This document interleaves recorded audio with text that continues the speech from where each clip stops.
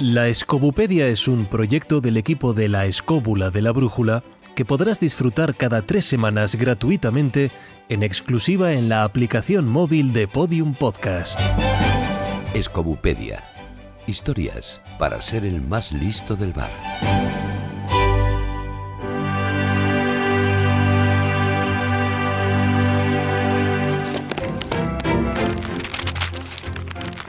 En el tomo de hoy... Quinta columna es una expresión utilizada para designar, en una situación de confrontación bélica, a un sector de la población que mantiene ciertas lealtades, reales o imaginarias, hacia el bando enemigo, debido a motivos religiosos, económicos, ideológicos y/o étnicos. Tal característica hace que se vea a la quinta columna como un conjunto de personas potencialmente desleales a la comunidad en la que viven y susceptibles de colaborar de distintas formas con el enemigo. Damos la palabra a Carlos Canales. Bueno, pues es una perfecta definición como introducción de lo que es la quinta columna, porque los españoles tenemos una característica en la historia contemporánea reciente bastante original. Y es que somos los responsables de la creación de dos términos de éxito realmente universal. El primero es bien conocido, es guerrilla, y el segundo sería quinta columna. En ambos casos se hace referencia a algo que en realidad no es puramente en origen algo que haya ocurrido solamente en conflictos bélicos españoles o en la historia española, sino que son cuestiones que son perfectamente extrapolables a cualquier otro momento de la historia, a cualquier otra situación, a cualquier otra sociedad, a cualquier otra cultura o a cualquier otro tiempo, pero que sin embargo aparecen referenciados de manera habitual en todo el mundo a elementos que partieron de un hecho sucedido en España. En el caso de la guerrilla, a la Guerra de Independencia Española de 1808 al 14, y en el caso de la quinta columna, como ahora veremos, a la Guerra Civil de 1936-39.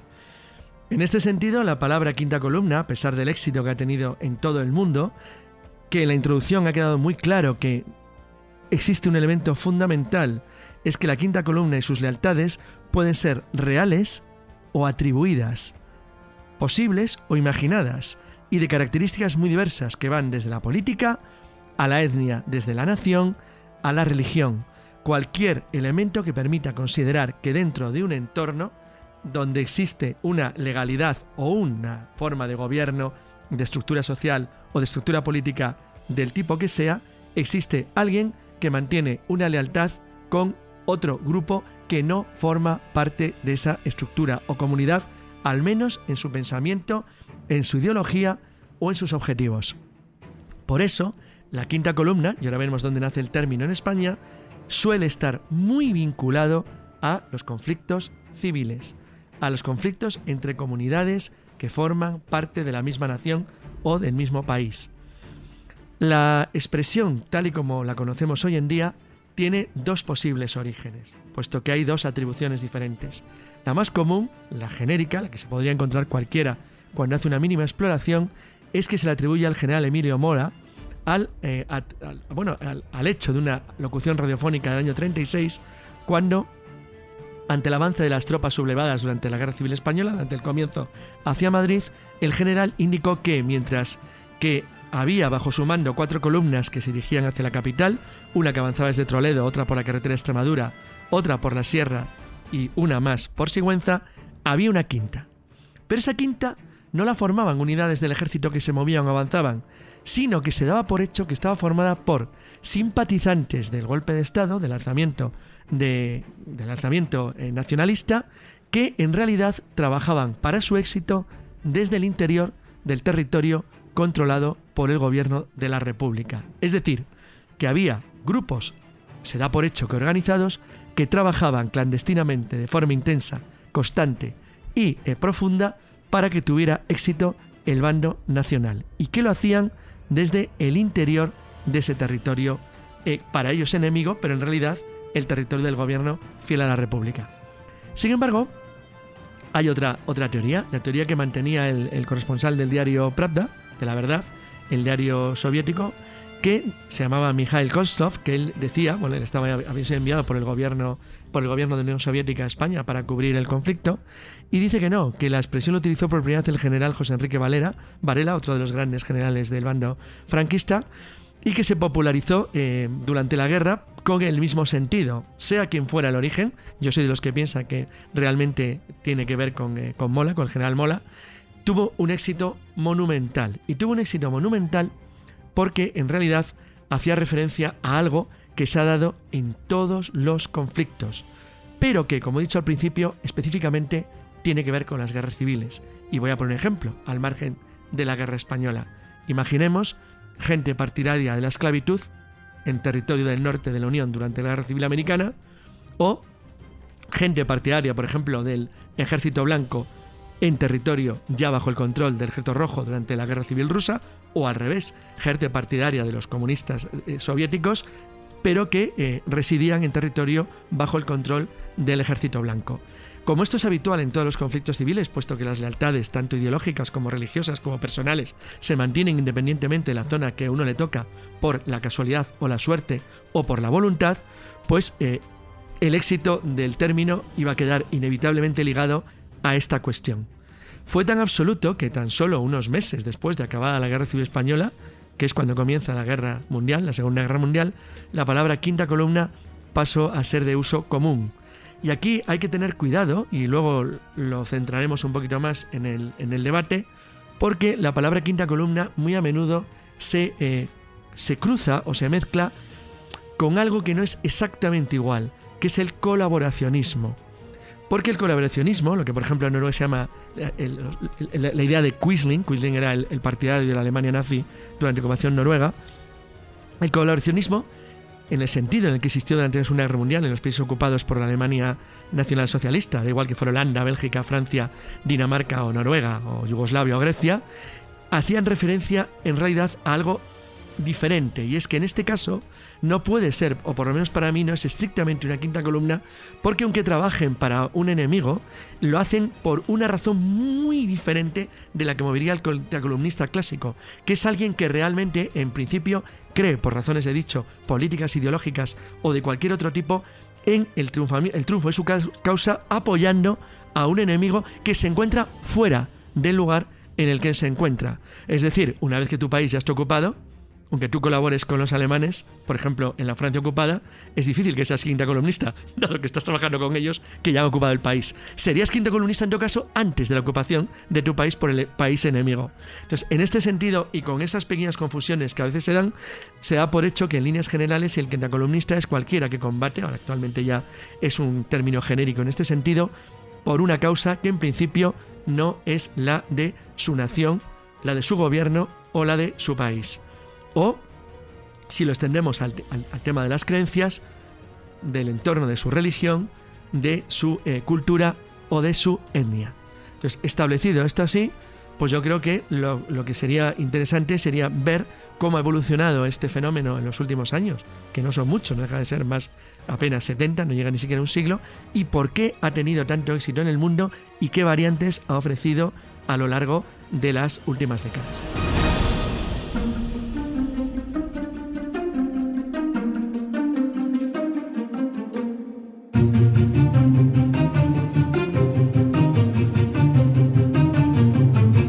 Hay una de las cosas que has comentado, Carlos, que me parece de suma importancia, sobre todo a la hora de entender el término de quinta columna. Cuando se produce el alzamiento nacional, España queda dividida en dos, el norte y el sur, pero el alzamiento no tiene éxito. ¿Qué ocurre? Pues que España tiene realmente... total. Vamos a sí, exactamente. Claro, exactamente. Pero me refiero que España queda dividida en dos, pero no ideológicamente. Es decir, había gente que estaba en la zona norte que podía ser rojos y en la zona sur que podían ser nacionales y viceversa. Con lo cual es lógico pensar que dentro del territorio dominado por los rojos había, como en ese momento pues ocurrió por ejemplo en Madrid, pues había muchos nacionalistas dentro de la población y viceversa en otras zonas. Otra cosa es que estuvieran más o menos organizados. Es que la quinta columna exige un cierto grado de organización. Exactamente, a eso es a lo que me refiero. Lo que pasa es que en el bando nacional sí que existió mucho más esa organización, que lo que ya apuntaban cuando se comentó, bueno, pues fuera Mola, o fuera el general Mola o fuera el otro general, ¿no? En el que los propios participantes ideológicamente de esos dos puntos, de esos dos estamentos que batallaban, pues estuvieran o no en favor del otro. Pero fíjate, eso mismo también, para mí, aunque eso sucediera y se utilizara, lo que hizo que el término quinta columna se hiciera internacional fue culpa de Ernest Hemingway. Hemingway, que en aquella época estaba en Madrid, en un hotel, en el que, allí escribió, en el centro de Madrid, escribió una obra de teatro que se llamó La Quinta Columna, que de hecho se estrenó en 1938 lo escribió y se estrenó en 1940, con el disgusto de Hemingway, porque bueno, ahí hubo otras razones, que él no estaba a gusto con toda la adaptación que se hizo, pero sí que el hecho de que Ernest Hemingway, en aquel momento ya muy conocido, estaba como reportero en Madrid, escribiera esa obra de teatro, yo creo que ya le dio muchos puntos a favor para que se expandiera. Y luego, ya para terminar, mi participación de momento es el hecho de que la Unión Soviética, por ejemplo, también Stalin estaba obsesionado con esa quinta columna dentro de su propio país. Dentro de su propio país. Y ahí vienen las purgas famosas. No, pero no son tanto las purgas, sino que, por ejemplo, en la Guerra Mundial viene un ejemplo perfecto de que la quinta columna no tiene por qué ser algo real, puede ser algo ficticio. Por ejemplo, cuando Stalin, por sospechas de que los alemanes del Volga, que habían llegado en el siglo XVIII a la zona, pudieran colaborar con el ejército invasor nazi, los cogió y los deportó en masa a Kazajstán. O lo mismo que hizo con los chechenos y con otros pueblos del Cáucaso, que sospechaba que podían ser afectos a la Alemania de Hitler. Y va a poner un ejemplo muy práctico y muy real de alguien que es bien conocido en la historia reciente de España, que es un quinta columnista de manual, que es el general Gutiérrez Mellado. El general Gutiérrez Mellado, al que la guerra le pilla cerca de Madrid, él intenta escapar, de hecho es apresado, es procesado, consigue librarse, y cuando es liberado, él lo que hace es que organiza uno de los principales servicios de información del ejército de Franco dentro de la propia capital de Madrid. De hecho, él ofreció a los servicios de inteligencia del bando franquista una información absolutamente fundamental, no solamente sobre planes de despliegue, armamentos republicanos en la ciudad, y además colaboró en la evacuación de centenares de pilotos, ingenieros y militares a la zona sublevada, puesto que de esa manera garantizaba el dotarla de personal cualificado que muchas veces fallaba dentro de lo que era el bando sublevado. En este caso, que era militar, de hecho, él es, bajo su identidad falsa, nombre de Teodoso Paredes, él es ascendido a capitán en el año 38 cuando por el Servicio de Información y Policía Militar del bando franquista, mientras colaboraba dentro de las secciones que trabajaban desde el territorio dentro de Madrid. Este es un ejemplo perfecto de lo que sería un espía, como llamamos entre comillas, en tiempo de guerra, pero encima provisto de un tipo de información de carácter militar, de información cualificada. Él sabía lo que informaba, lo hacía con extrema precisión y tenía como cabeza, tirar la cabeza de una organización extremadamente bien preparada para poder reportar los mejores beneficios al bando al que apoyaba. Exactamente a la contra, el Servicio de Información Militar, el SIM de la República o el de DIDE, el Departamento Especial de Informaciones del Estado, hacían todo lo posible con sus agentes y con sus servicios de información para intentar detectar quiénes eran los infiltrados que trabajaban para el bando sublevado desde el propio Madrid, y para intentar evitar que los fascistas, los facciosos, la facción pudiera aprovechar para facilitar información o la fuga de personas de la zona republicana. Por cierto, es interesante porque, como en todas las guerras civiles, esto fue utilizado por los servicios de la República, principalmente vinculados al Partido Comunista, para acabar con ciertas organizaciones disidentes, como por ejemplo el POUM, con el que estaban enemistados, el Partido Obrero Unificación Marxista, que era uno de sus rivales, al que en algunas zonas de España literalmente liquidaron y eliminaron de manera absoluta. Lo que quiero decir con esto es que en algunos conflictos la quinta columna tiene una influencia fundamental, que en otros, como el caso que he citado de la Unión Soviética, era más una leyenda que otra cosa. Es decir, para suerte de los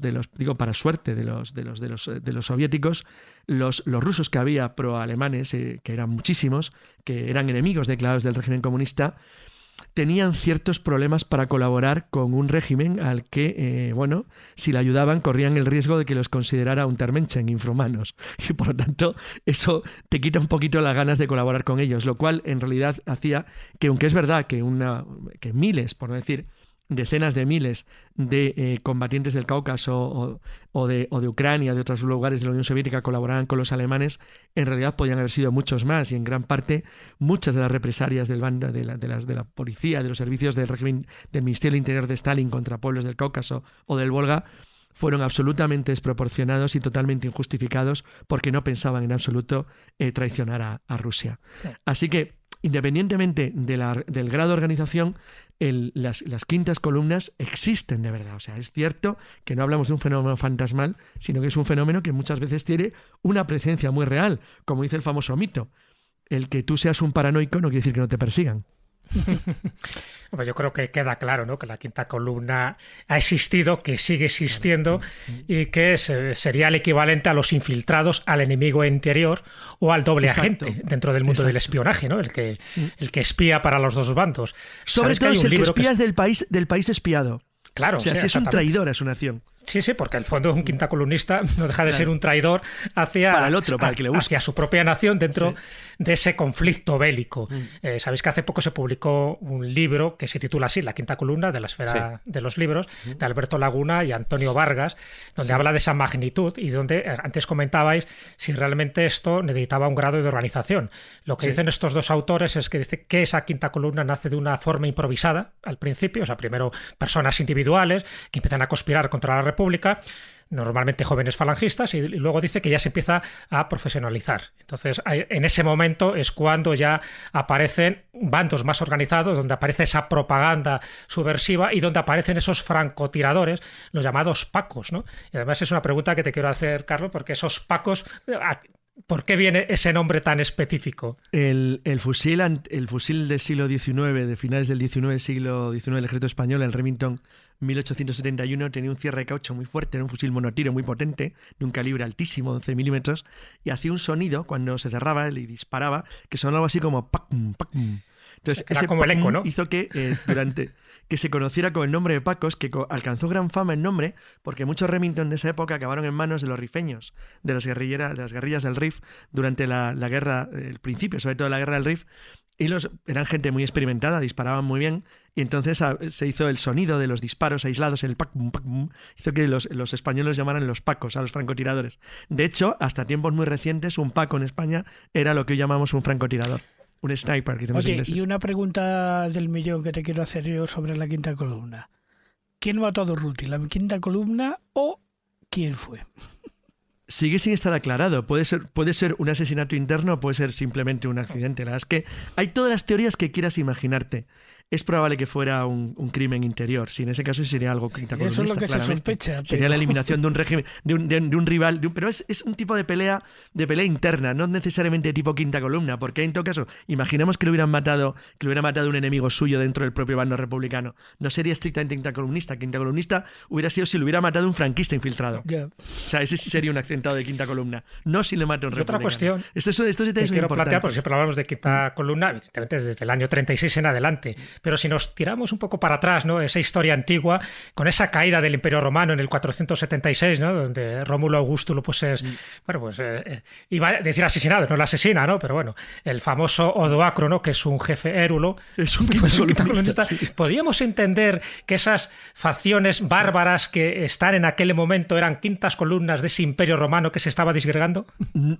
No, en este caso no, porque Odoacro trabajó para él mismo. Es decir, las tropas germanas, que era un érulo, las tropas germanas que le nombran rey de, bueno, se le nombran una especie de caudillo militar, no trabajaban para ningún enemigo exterior. Hubiera sido quinta columnista si, por ejemplo, imaginemos, Odoacro hubiera trabajado para los ostrogodos, por ejemplo. En ese sentido, a lo mejor, era un quinta columnista el conde Don Julián. El de la leyenda. Sí. O sea, alguien que trabaja para un enemigo exterior y que le abre la puerta en este Sí, caso. pero eso es un traidor. Islámicos de Norte de África. Claro, es un traidor, pero es que el quintacolumnista puede ser un traidor. Claro. A ver, por ejemplo, en los casos más conocidos. Europa está Claro. llena de ejemplos, sobre todo antes y ya en la Edad Media, de lo que eran cuando, en los casos en las fortalezas, cuando las fortalezas Sí, que estaban eso sitiadas y de repente, bueno, pues terminaban cayendo en manos del enemigo porque había alguien de dentro que les estaba ayudando, que estaba colaborando para claro. que eso Un tal sucediera. Bellido Adolfo, Yo para por acabar- ejemplo. Claro. Exacto, Bellido Adolfos, exacto. Es un ejemplo de quintacolumnista clarísimo. Trabaja para el bando, bueno, aunque sea por razones personales, hace una acción, bueno, no es quintacolumnista porque no está organizado. Claro. Que esa es otra Va cuestión. por libre. Se necesita una cierta organización. Este simplemente le tenía alguna manía al rey Sancho por lo que fuera y se lo quería cepillar, punto. O sea, es decir, es un caso raro. Pero si hubiera estado organizado, o sea, si hubiera trabajado realmente por ejemplo, para el príncipe, para el infante Alfonso, para su hermano, hubiera sido un caso clarísimo. Es de que quintacolumnismo. bajo ese prisma, el Cid también lo sería. porque No, porque el Cid era el fe real del rey. Sí, pero O sea, estaba en los dos trabajaba para el bandos rey, al para el final, como mercenario. No, pero trabajaba para el rey de Castilla. Cuando muere el rey de Castilla, Alfonso se convierte en rey, obviamente pasa a trabajar para Alfonso, en principio. Otra cosa es que él tuviera sus dudas sobre la participación en el crimen. Esta historia es muy Claro, rara y muy pero también legendaria. trabaja para el Miramamolín de Zaragoza porque no era Pero eso como mercenario, es que Claro, es ya, que no sería mercenario. quintacolumnista. Mira, el concepto de Quisling Está claro. es un concepto clarísimo. Quisling, el quintacolumnista por esencia noruego durante la Guerra Mundial, no lo era hasta la invasión.